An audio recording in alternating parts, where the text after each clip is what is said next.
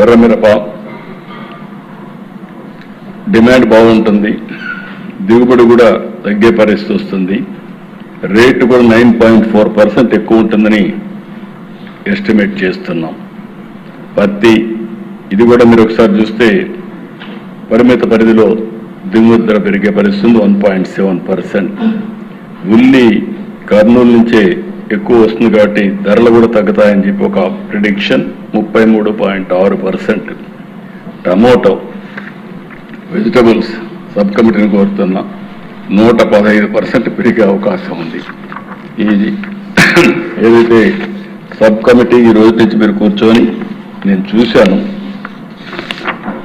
ఇక్కడికి వచ్చినప్పుడు మీ దగ్గర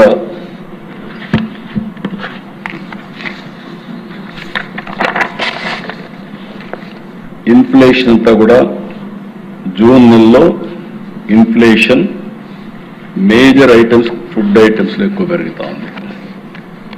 ఒకటి హెల్త్ విషయంలో పెరుగుతూ ఉంది, ఎడ్యుకేషన్ సర్వీసెస్ పెరుగుతూ ఉంది, మూడోది ఫుడ్ ఐటమ్స్లో ఇది ఎక్కువ పెరుగుతూ ఉంది. రూరల్ ఏరియాలో ఎక్కువ ఉంది అర్బన్ ఏరియా కంటే.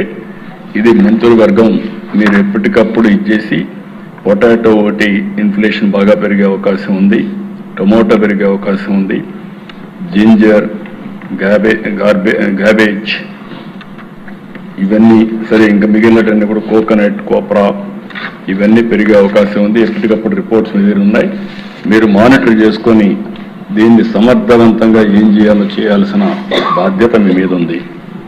ఫైనల్గా నేను ఒకటే మిమ్మల్ని కోరేది, ఇవన్నీ చూసిన తర్వాత ఎల్నినో పోరాటానికి పంచసూత్రాలు పెట్టుకున్నాం. అగ్రికల్చర్ వరకు రైతన్న మీకోసరం యాక్షన్ కమిటీలు, మీ పరిధిలో ఉండే నాన్ అఫీషియల్స్ అఫీషియల్స్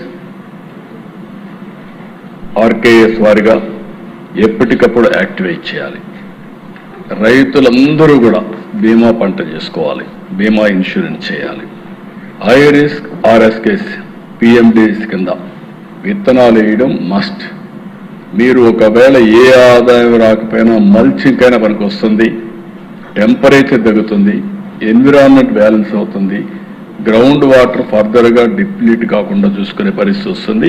ఇది కంపల్సరీగా, లేకపోతే ఫాడర్గా ఉపయోగపడుతుంది, లైవ్లీహుడ్కు ఉపయోగపడుతుంది.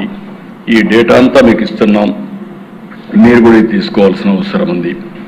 మూడోది జలధార 1 పూర్తి చేశాం, ఇప్పుడు జలధార 2కి వెళ్తున్నాం.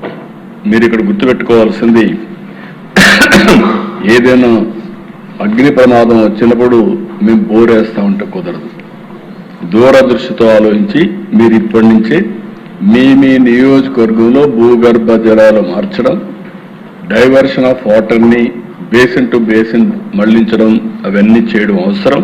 అవన్నీ చేసి ఎక్కడికక్కడ నీటిని కానీ పొదుపు చేసుకోగలిగితే రాబోయే రోజుల్లో ఇబ్బందులు తగ్గుతాయని చెప్పి కూడా నేను మీకు తెలియజేస్తున్నా.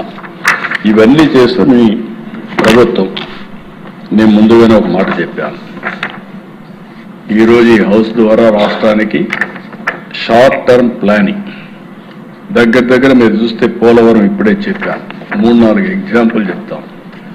పట్టిసీమను పూర్తి చేశాం కాబట్టి 500 టీఎంసీ నీళ్లు గోదావరి నుంచి కృష్ణాకు తెచ్చి కృష్ణా డెల్టాను కాపాడాం. అది నెంబర్ 1. మనందరం స్ఫూర్తిని గుర్తుపెట్టుకోవాలి. 12 ఏళ్ళు చేశాం. రాబోయే సంవత్సరం పోలవరం ప్రాజెక్టు పూర్తయితే దగ్గర ఎంత వాటర్ కావాలనో అంత వాటరు కృష్ణా డెల్టాకు తీసుకొచ్చే అవకాశం వస్తుంది. సేమ్ థింగ్ విశాఖపట్నం వరకు ఎంత కావాలనో మనం ఇచ్చే పరిస్థితికి వస్తుంది. ఇది మేజర్. అందుకే మళ్ళీ చెప్తున్నా, రాబోయే సంవత్సరం గోదావరి పుష్కరాల కంటే ముందు పోలవరాన్ని పూర్తి చేసి జాతికి అంకితం చేస్తాం.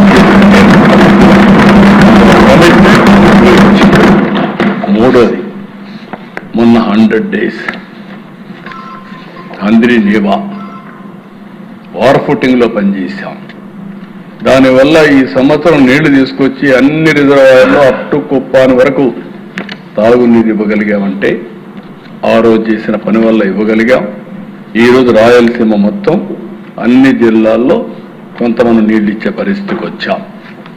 ఇంకొక పక్కన నేను ఎప్పుడో ఇది చేశాం, ఏదైతే పోలవరం లెఫ్ట్ మెయిన్ కెనాల్ అది ఎప్పుడో పూర్తి కావాల్సింది, పూర్తి చేయలేకపోయారు. ఈ సంవత్సరం పూర్తి చేసి అనకాపల్లికి తీసుకెళ్తాం. ఇంకొక పక్కన మీరు చూస్తే వెల్లుగొండ 30 సంవత్సరాలకు ముందు నేను ఆ రోజు ఆ ప్రాంతానికి వస్తే వాళ్ళు ఒకటే అడిగారు, ఇది కరువు ప్రాంతం, నీళ్ళు ఇమ్మని.